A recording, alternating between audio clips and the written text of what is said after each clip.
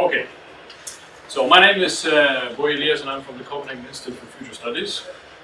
And I've been working a bit with Maritta and MyData and trying to get an overview on the Nordics.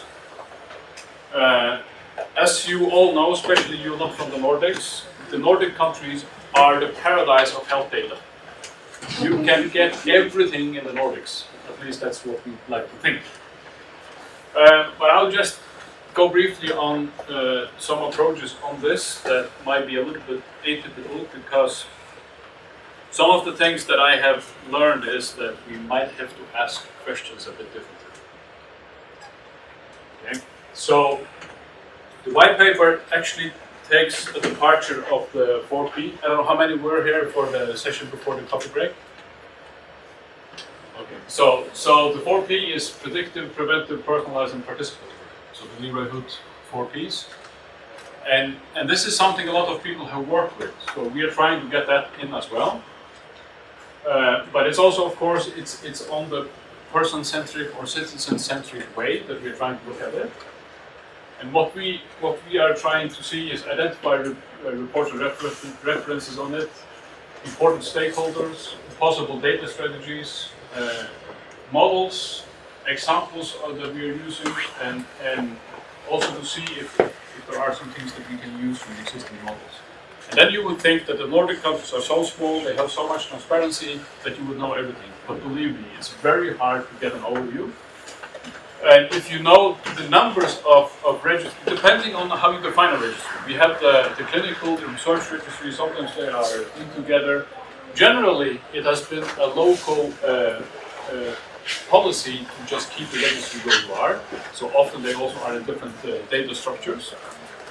So that makes it a little bit different. But we are in between 50 and 100 registries in each of the big Nordic countries that are not very much aligned. And I began to work with this very much last year when we did a conference on the future of genomics, where we got almost a tsunami of response from researchers saying, you solved the registry problem before you talk about genomics. So anyway, my background into this is that I was co-initiating the Firegen project of the Pera Islands, where the vision is to sequence the whole population, but as a part of the healthcare system. So I have been fighting with all of these problems for many years. This was in 2008 we started. I work mainly at Copenhagen Institute for Future Studies on health, and we don't work linearly with anything. We are megatrend space, so we look at the interaction between different kind of things. I'm in the training advisory board at the European Bioinformatics Institute, so I do look at data in that kind also. Then I've been a part of this genetic clinic of the future, where we have looked very much at dynamic consent.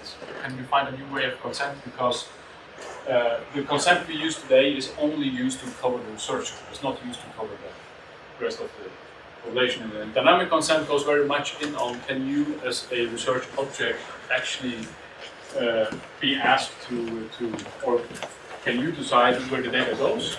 And then we have worked very much to try to integrate the research consent with the clinical consent. We haven't finished it. And I'm also part of the cost action, where we have looked at ethics law and science in Europe. That comes a bit into it. And I have to be ethical because I'm the chair of the UNESCO Bioethical Committee in Denmark. So if I say something unethical, you can hear it. But then we ask, what is at stake here? What is the issue? If we look at numbers, these are the Danish numbers, we can see that 1% of the patient, they cost more or less 30% of the budget, 5% go up to 50%, and 10% go up to 75% of the budget. These numbers are more or less equal in most of the Western societies. This is only now beginning to gain attention. And of course, some of these numbers, they are patients that are terminal sick and will die, and they just get care. Some of them are temporarily sick and ill and get care and come out again. But almost half, if you look at the 1%, they just recirculate the system with several diseases. We don't really work with them. There are several reasons. It's not just data, but it's also something where we can use data. These are one of the challenges that we have in health, and we help these people both for them but also for society. This is why I think we should really ask questions. We also have a lot of genomic and database projects around the world, But we have a hype on big data and very seldom on small data. And what I think we see also in a Nordic context is that we do a lot of crap in, which gives crap out. Sorry, that was not nice to say, but we have to think more about what we look at. So I'm trying to ask the question, if we produce data, why do we want to use it? Or on the other side, if we don't want to use it, why should we produce it? Okay, so we're just producing data, and we have seen a bit of that going on. We also see, I'm just taking a bit around, not just the Nordic. This is the Oxford Big Data Institute that is trying to merge with different data so they can work with. The data you can get in England is far below the quality and the scope that you can get in the Nordics, but they still put it together in this way. So this is also what is happening around. But then when we come to if we look at the Nordics, we can see that this is a person-centric, it's a citizen-centric approach that we are trying to do. What we tend to forget sometimes is that we humans are also biology. Okay? The person you are sitting next to is 99.9% you. Okay? So sometimes we have to also address and say, what is data when we are trying to have a data-driven health? So data, does anybody know what has been the biggest data revolution up to date? No? Does anybody have any idea what has been the biggest data revolution up to date? Somebody said blockchain before, but I do not agree. It was actually when we started to write. Okay, blockchain will not come near close to that. That's also data. We begin to write, to have data. So, what we have discussed very much today is also that we have to have security on it. But I think we should have a focus on utility, maybe first. Okay? So we discussed Fort Knox, but Fort Knox, when you do all the security parts, makes it a bit difficult to have the utility. And of course we have to take care of parsing it. That's where we come into the society, because we are also part of society. What I see when I look at the Nordic projects and missions, it goes in two lanes. One is going to the industry and life science research, saying, we have the best data sources in the world, you should do everything you can do with it, monetize it. And then you go to the city hall with the concerned citizens, and then they get told, no, we will have your data totally secure. Nobody will touch your data. Nobody will gain anything from your data, not your data. Okay? And this is a problem that we have to deal with. We cannot do both things at the same time. And probably we should not do one of these things. So this is where society also comes in. So where we are very unclear is the collectivity with the individuality. MyData alone, I've been totally genome sequenced twice, done 23andMe, genographic, all those things. If that was only done on me, the data didn't have any value. It has value because you can compare it to something. So we need also to be realistic with the biological sense of mind and saying, okay, if we want to use health data, it's because it's a part of something. Okay? And forget the idea that you are so special, you have a mutation that's so good, the Roche will make 1 billion and you will get 50% of that. It will not happen. Okay? But that is the question I often meet when I'm out and speak to people. So the sharing part, yes, we need to find models. That's very clear, and we have seen some very good ideas. But we also need to see, and that's where I see a big challenge when we look at the Nordic parts. We look at, when we discuss it in the frames in the Nordics, we look at register data and research data that are static. We would need to get behavioral data into this in some way. If we don't do it from a societal side, it will come from the big technology providers, because they can do it already today. So, and what is privacy? Of course, we have to think about privacy and abuse, but we also have to be realistic and look at how many traces we leave in different kinds of situations already. So there was this case in the UK where there were 13 families with a kid with rare disease, where the institution used, I think, £200,000 to secure that nobody could see that these kids or these families had kids with this disease. And when they finished the security measures, they figured out that 10 of the 13 families had put everything on Facebook. So we have to be also realistic in what is happening. Okay, the data measures, the data plans that I am seeing in the Nordics are a little bit detached from reality at times. Okay, I'm not saying that we should put everything on the internet.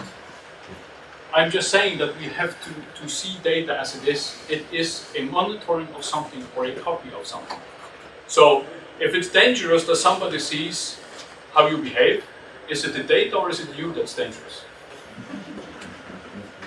Okay, I'm aware of that there's a difference, that you can see a line, it can be abused, and there's a difference if it's the collective or the individual data. But we also have to ask ourselves the question, is data itself so dangerous as we are making it now? This, I think, is the biggest blocker to innovative and a new paradigm shift in how we can work with this. And of course, we have the jurisdiction question. And the question I often get when I'm around the world is, if the Nordics cannot make a data sharing paradigm on health, who can? And there we have, when we look at the philosophy behind the Nordic countries, it's not very clear what you want with data, but we can see that the money that's put in the public innovation system is with the Silicon Valley model. Boost it, get a lot of data in, quick exit. And is that the model that we want to have? So if we have that on the business side, on the life science, and we really want to have control of data on the public sector, it doesn't really match. So these are also things that we have to see on the MyData part of it. So, and I took, by purpose, a old fourth industrial revolution picture, because this is what is beginning to happen, that we have to think the digital, the biological, and the physical things together. And you are seeing things like this before today, and we would like to have a lot of this data. We saw your pilot project presented that has a lot of the different omics included, lifestyles. These things are beginning to come. So my wife is from Peru. I spent 5 weeks in Peru this summer, and I promise you, there is not the health thing you cannot buy in Peru. But if it works, I don't know. You can buy genetic tests for everything, but I have not figured out that there is a genetic laboratory in Peru. So it's also very much that we have to, if we want to have a strength on this, and this is where the Nordics and Europe are beginning to lack compared to the US, who is gonna make the standards for these devices? It's not just the standards for the data, which is very necessary, but the devices as well. So the portability and the interoperability, we are a bit behind there in the Nordics, and that is something that we have to work with on the MyData part of it. So just to finish off, we just finished a major Danish scenario process on Danish health, where we actually had 30 of the big stakeholders, because there was so much difference in the Danish health system that we went in and tried to see, can we have a mutual understanding on what is the challenging, what are the challenges, opportunities, and how do we work with this. And it actually worked out. They do not agree on what the right policy is, but they agree on what the challenge is and how we should work with these things. But what could be good for instance, the MyData process is that for Denmark, we figured out that there are two main scenarios that are most likely. One is that we close down on the data issue. You don't really resolve the data issue, so you can't share data. So you have to opt out of international cooperation, which is very likely. And then you just become a world champion in implementation, but not in innovation. The other part is that you take a national course. You become Chinese and say, we go this way. Okay? You're in or you're out. And in that one, you have to prioritize what you do. But then you also have to figure out how do we work with the data question. Data question, everybody agrees on that we have to resolve the data question. The third one is that you just say, the world is moving so fast, let's just integrate whatever comes in. That would be like Peru or something like that. And the fourth one, which we also see, is that the networks are taking over. Where we cannot provide something, networks are taking over. But the difference from networks from before is that networks that work, they get bought by big companies when they work. So the network part has a different issue on those parts.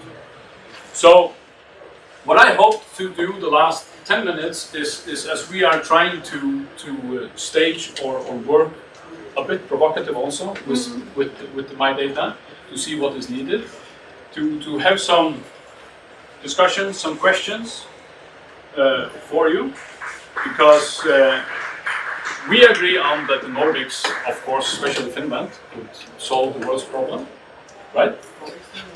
Or Estonia. But what are the crucial things here? Are we focusing right? Is it just about putting an extra layer on the data that will solve everything? Or what is the main question? What if we want to have this data-driven health or MyData? What is the most important thing that we have to resolve? And you are asking us. I'm asking you the question. What's the question? Yes. So, does anybody want to give? We have heard today quite a lot. Yes. So, but everything cannot be right. I know. So, I know. Somebody has to be right. I hope. I think first is to give the access to the citizen to the data.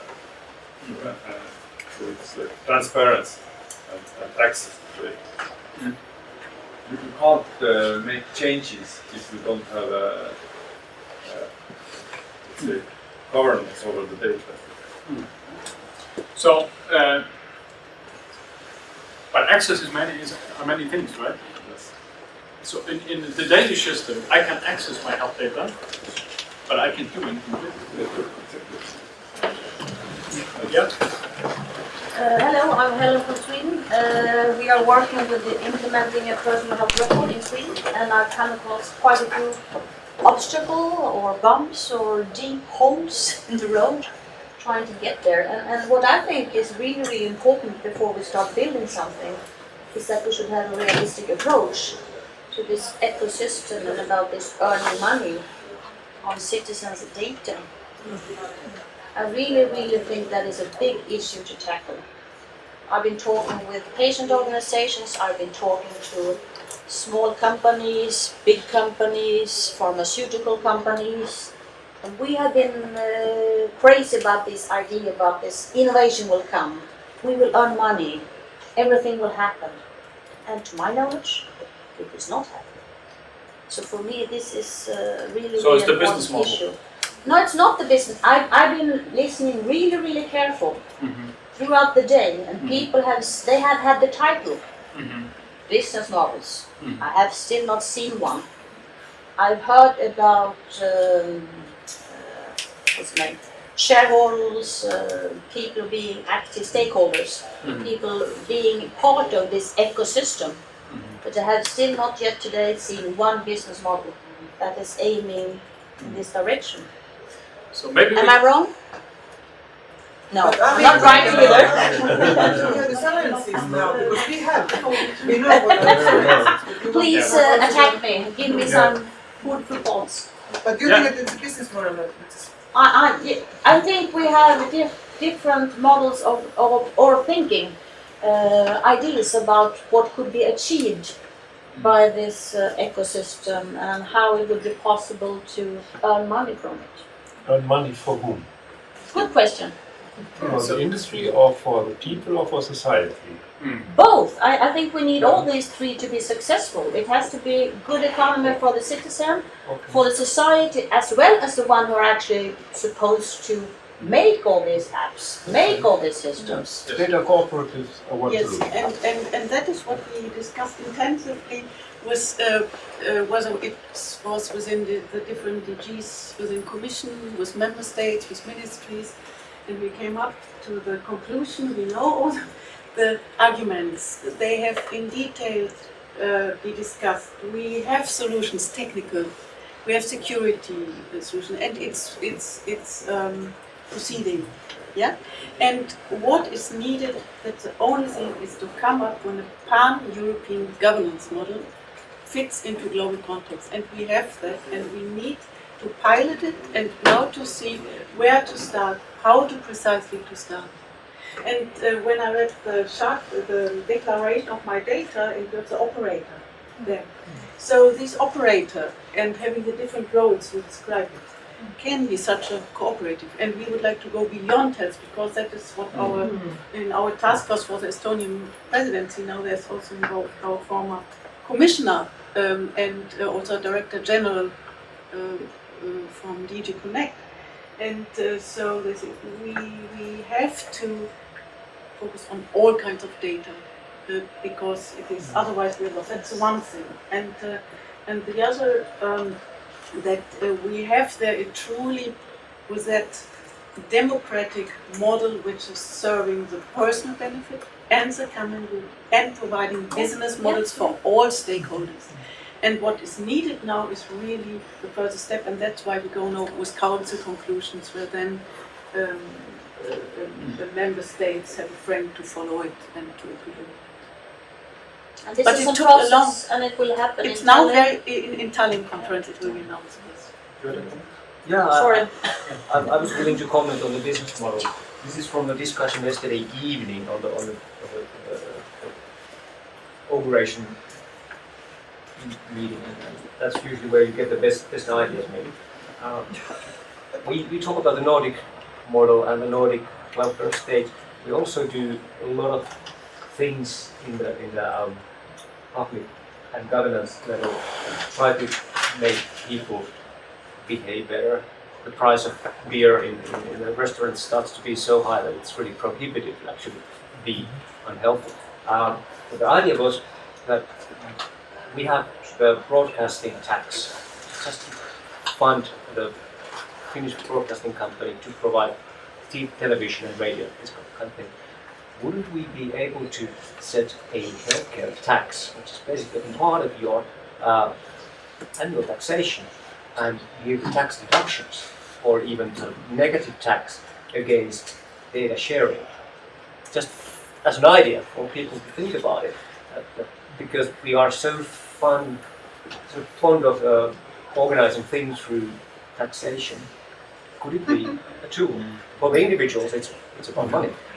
The important thing are the incentives linked to that business model incentives, and that has also intensively be discussed, and that is very different for very different stakeholders in the way, and also that there are possibilities that stakeholders themselves choose incentives, but certainly for example the common good it's not in the monetary. It's more like we need a new school here, or kindergarten, or a low premium, whatever. Yeah, there are many solutions. There are different experiences with, for example, putting higher tax on unhealthy behavior. In Denmark, the fat tax that was there for a year and then abolished again. There are some positive examples, some negative examples of this. The problem is always that with these tax issues, you never know where the money ends in the end. And to have targeted taxes, so for example, a special tax is then for a special purpose, gives a lot of democratic legal problems. So that is something where if you want to keep all lawyers in jobs for the next 20 years, good idea. But of course, it's an obvious measure.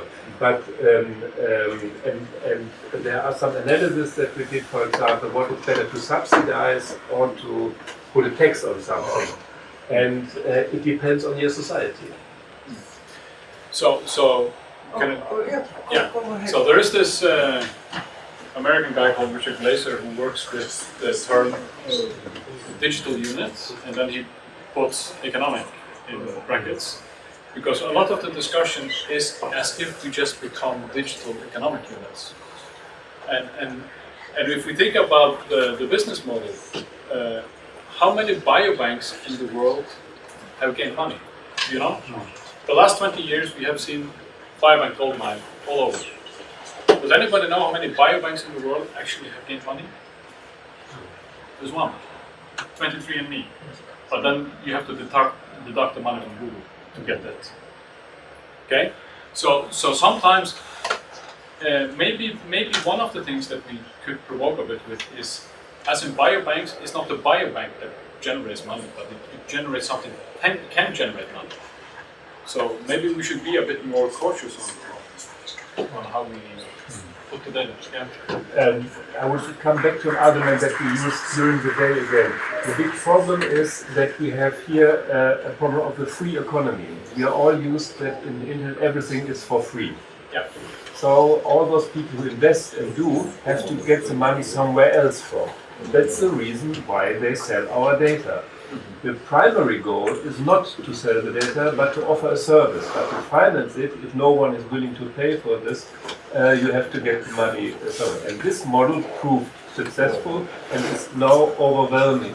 And in Economist from this week, there's a very nice article about the problems that this cannot be sustainable, that we have different regulations to it. So if you would be willing, for example, to pay for some of those services, the business model, for example, would look totally different. And this exploitation of the data would be something different. If you buy a journal on the kiosk, half of the money is generated by the price you pay for it, and half of it are the advertisement. So different models are there. Yeah. Just a comment on that, on democracy and equal society. If we pay for a service related to our health, then those who earn a lot of money can pay for it, can do preventive, predictive healthcare. No, If it is subsidized by advertising, for by Google, it's Yes. free for everyone. No, stop there, things, but you can we have this old discussion about who contributes to what. You can find solutions that you can minimize the social gap. Here it's not about the Google model of now. It was how it could happen that this is the case, and the problem is how will it be in the future. And therefore, this question about the business models, we have to change this. Otherwise, this will just go on. I have also one question or comment on that. Yeah, I will extend the time so you can ask Are you? No, but in fact, in the early afternoon, I started that for all of us, we are thinking that differently. For me, the value comes from that somebody takes care and understands what's my personal data. The healthcare system doesn't understand my personal health data. They are not taking into account all those risks that I have. If I go in our occupational health, they are not looking my omics. I would love them to do that. Why we are not changing our healthcare system? Because we have so great services already available. It's just a combination of a couple of service providers. That's the business model for me. So that they're really taking care of me. It's not that I'm providing the data, it can be some other one that I have been telling me that I have a risk. My energy level is very low, I'm not sleeping. I think that we have to change the healthcare system. We can't think that we have a data governance and the big issues at EU level. If we are not thinking that we have to have preventive measures for the governments, that how they are really keeping us healthy, not getting sick. There have to be some other ways that not us paying taxes, being healthy or sick.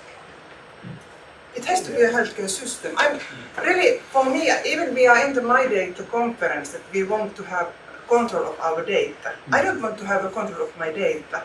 I want that my personal data is taken into account. Yes. In those occasions that I need, which is meaningful for me, Yeah. this is my first step and this is my learning from this 3-year period of working. Because all these user cases that we did with the private sector, you heard, they wanted to have the red tagged people, that they can, that people and my working place could attack on me if I have a burnout. Same time, Hämeenlinna city, they have a symptom, or in fact smart symptom set up. They call it like that. They are segmenting people who are not needing any service from the city. It's not this way that we should be doing it, in my mind. And that's why I think that we are so far from the control of data, because the healthcare system is not taking care of our personal data. But this is my opinion and this is my learning from this project. But please continue. You're totally right. I don't want to manage my own. I'm happy if I can manage my bank account with all those things going on. So if I find someone who would do this for me, like you with your health account, I would be happy for this. Yeah. But I have a right of a digital copy of my data. I want to have them there. I don't want to have them distributed. Perhaps you can enlighten me why it should be distributed. Perhaps I'm lacking there. But I would see, like in a bank, my data there, and I can authorize my bank to deal with my data. And I don't have to take care about this. I know what there's in, but I delegate this. And the best way to do this is at the moment, from our point of view, in the European context, with all the legal issues with the cooperative, because this model has been experienced in all Europe. There's even a European cooperative, so that you can start pan-European cooperatives. All legal issues are solved. So very, very nice. Every person has one vote, and this cooperative then can open this amount of data. For example, if you want to do post-market surveillance of a drug for side effects, and or other things. But we have to. So this is manageable. But today. And in the conference, we have a little bit the situation, if I have my data, it's prevention and that will keep me healthy. I think that there's a fundamental misunderstanding. The big risks were environmental pollution, occupational safety, and these are state responsibilities to regulate the big risks. Those people who have your fitness trackers, congratulations, you are those who need them last. Yeah, because you are those who are conscious about your health. If you have a fitness tracker or not, it will not change your disease experience. What is not tackled here as this is, let's say, what's happening in the not healthcare system, but in the disease care system. The silos that are there and the double analytics of all the parameters that we have, the treatment issue, but that's a different one. But it's good that this is as it is at the moment, because we saw we need those data experiments. Was you that you told? No, the one before. Because we see the highlights everywhere. But in 2 years, I guess, my data has to focus from the healthcare system to the disease care system too. Did you have a comment? It was more that we used. We worked also for the government some years, and I was director of the local health department, for example. We used personal data, but for very specific questions. One example was when HIV started, for example. So, but it's also the principles, and there one has to understand the principles of the healthcare systems, which are there: subsidiarity, proportionality, solidarity, and then the EU values, where there is a mandate or not, but also in outbreaks. Also, there are very specific situations where we work with very personal data.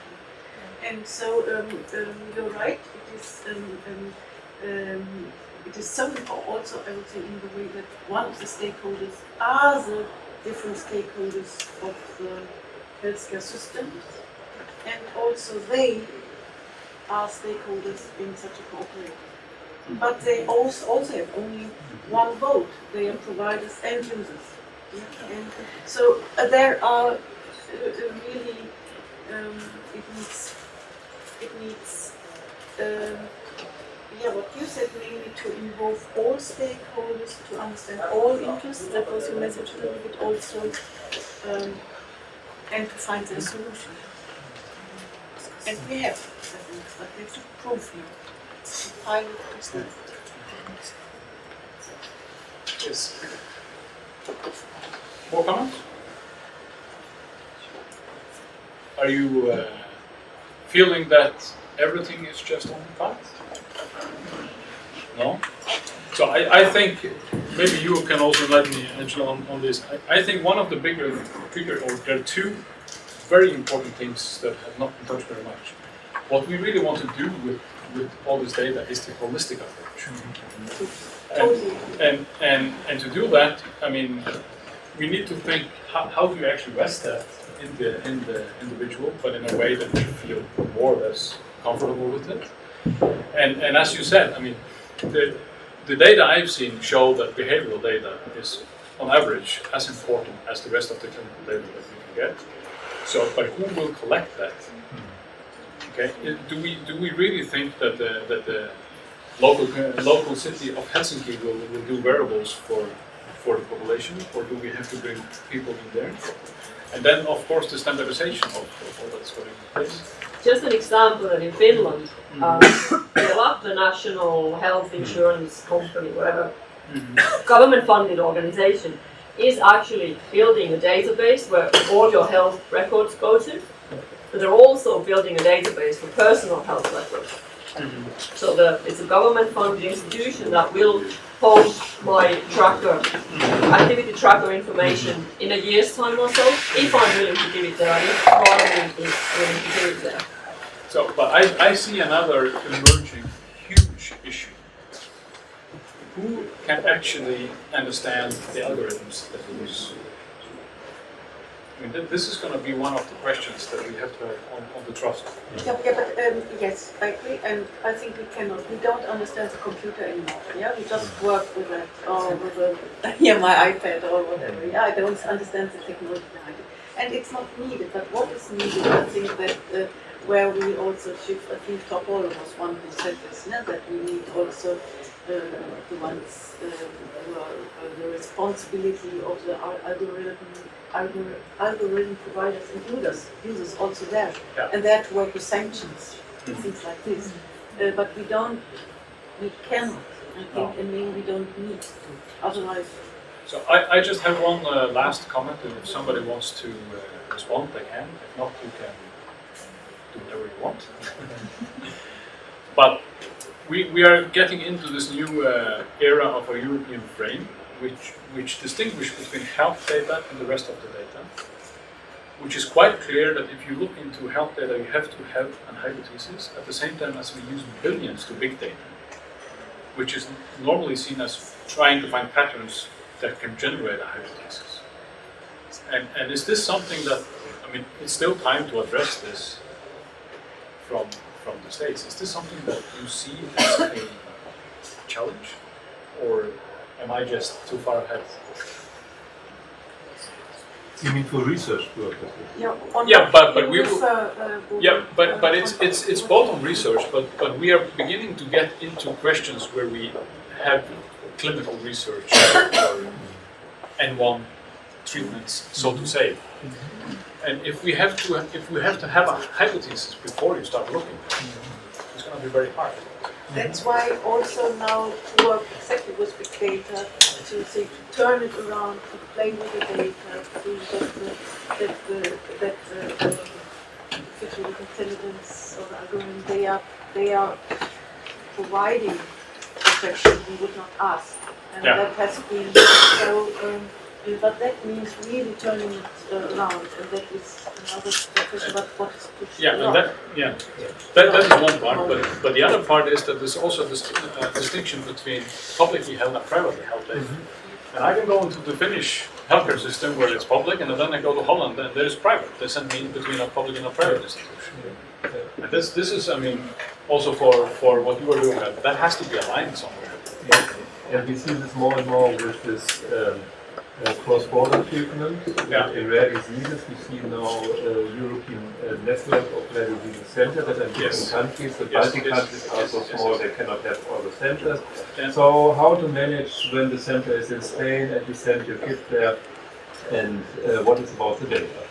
The data has to follow the patient, so from one system to the other, and that is exactly what we have to solve here. And that is regulated. But Yeah, it's yeah, not, but there the reference centers decides which data That system they was use. just Right? another day, for example, at the moment, a minimum data set that has to be exchanged for all the different cases when you get treatment abroad. Yeah. That was not only the example where it makes sense. Yeah.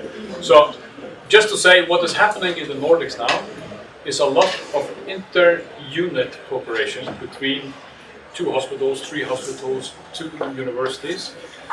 And my negative personal comment, which will not be in the report, is that this is actually worse than doing nothing, because it's continuing a reductionistic approach where you only look at one thing, and you actually strengthen the silos. The big problem, which I think is very necessary, maybe I'll write it anyway. Yeah, I think The big problem is that the political system and the administration is just saying, "Whoa, there is Nordic cooperation. Why should we do anything?" So, You can come back to it because this caused the First World War. I explained it. I was not born there. No, But it was a bilateral I don't know if you want to continue with your very hard questions, but one concern which I have still is that do we have quality personal data that we can rely on, that we can use, that we can intelligently get new services? We don't. Nobody is storing it, or somebody is. They are in the private. So that what we are talking about. I'm really concerned about that. And I don't want that we are starting other national program where we start collecting the data. No. Because we don't have personal data that we could use. All these technologies, artificial intelligence. And we are having huge amount of big data projects, Horizon 2020, and nobody knows what data they are using, what are the data practices, what are the sort of the indicators which are telling us that those big data sets are something that you can have new insights. So, but that's even the case in the Nordics. Information I got there, I can't be disclosed. That the collection of data in different areas in the Nordic countries, it's so different that you don't even know if you can combine it when you're working with it. So that every project which will be funded nationally and internationally should be sort of looking at what is the data sets. And that's why we need the EU level data governance. I agree totally. In the moment, the reference centers are the raw model. Yeah. So to see also to say, well, what is lacking there? Quality of data compared to other data quite good in the rare disease area. Although a lot of underdiagnosed, but that is due to the effects of the definition and also how the taxonomy, how they're even then put together. That's another discussion. But what is missing is really more this ICT component and the big data approach, even there, to come up with in the new taxonomies and more precise diagnosis. So I think without this, we will not produce better data.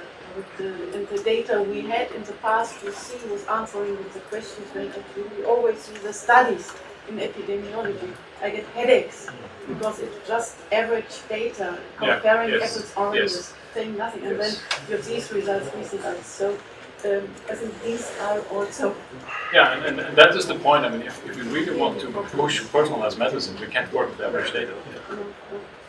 and we do. Yeah, we do. So the statistical office in Denmark says that I have 1.3 kids, but I do have 3 kids, and none of them is 1.3. So we have 10 minutes. Yeah. While you are still talking, if you want, I want that some of you, or all of you, have you learned something today, this afternoon? I would like to share those. No one has the right answer. It's a good one. That is what I learned today. So you just asked me the wrong questions.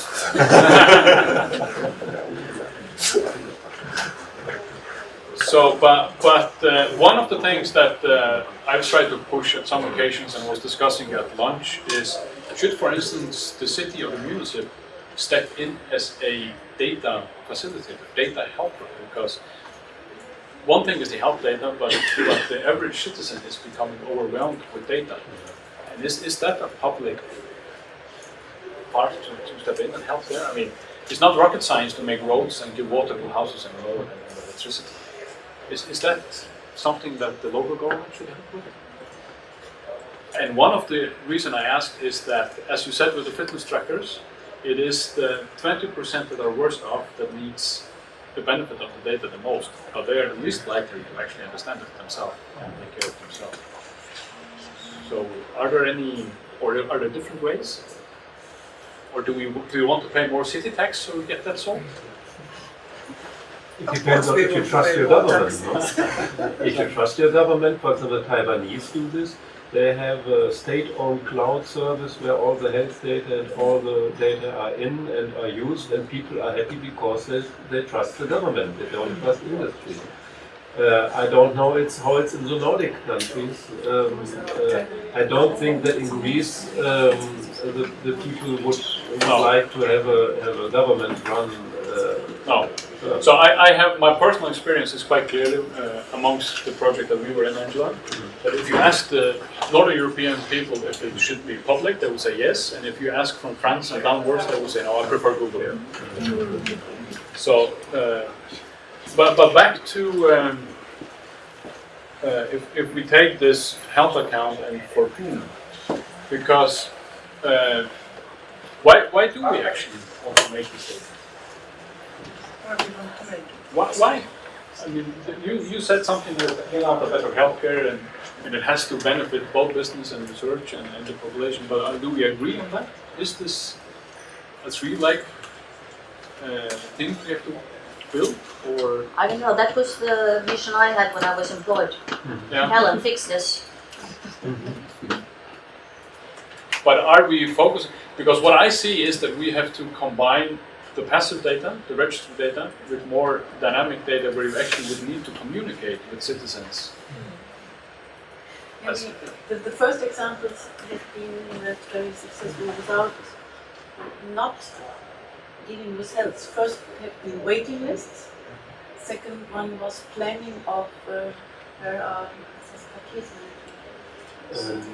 social inequalities in a city and Local city. local cities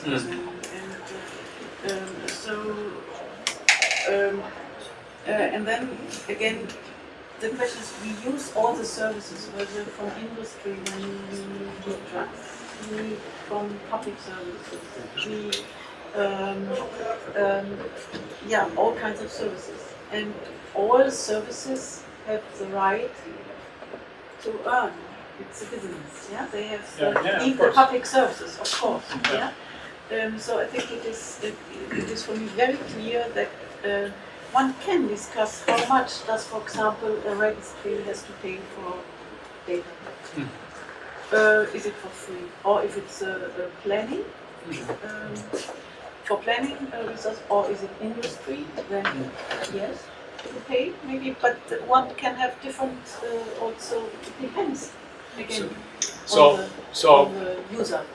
Let me just make it a bit simple and maybe provocative. You had the bank analogy, which is more or less also fair in many instances, but money is probably a little bit, or less complicated than biology, but still, we trust it. But the telephone, I mean, we can call all around the world, okay? And telephone companies are public companies. You have to go through state infrastructures, and you have private companies.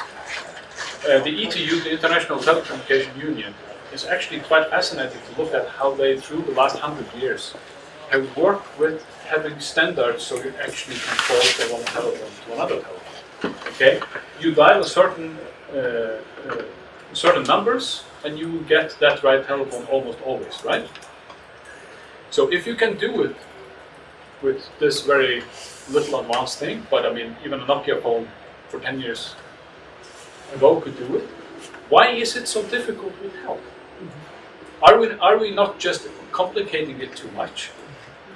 No? I don't know whether I will cut myself from the morning session, some know the arguments, but we have been, for example, to understand the barriers, at least we have been very wrong for many years. Okay. Just giving one example where small states sometimes are quick with Malta is a good example. Yeah. They had established a very nice personal database, but also the people, citizen can access it. You can feed in information by putting portable and it belongs to the government, or it's organized by the government. Yeah.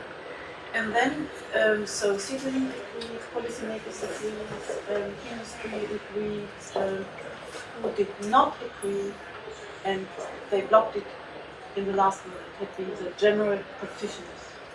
And I'm doctor myself, I was pediatrician in the past, but why? Because there's out-of-pocket payment, and it will create transparency. And a lot, originally from Germany, Leistung, individual, so which are really, I know I'm exaggerating, totally useless, but that is to get money to compensate for services.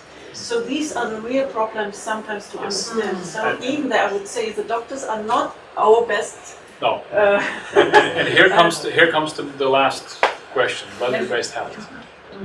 Can we actually do this, especially among a personalized health vision, without transforming the payment system? Because the system today is a payment for something. It's not a payment for improvement. It's just a payment for something. Who will take the risk of stratifying, of personalizing, if there is no benefit? So if we just continue with this payment system and we want to stratify, the doctor is actually going to take a risk from a commodity that they know to something that they don't know. Do they do that? I mean, if you already block on that side. So we have 3 minutes.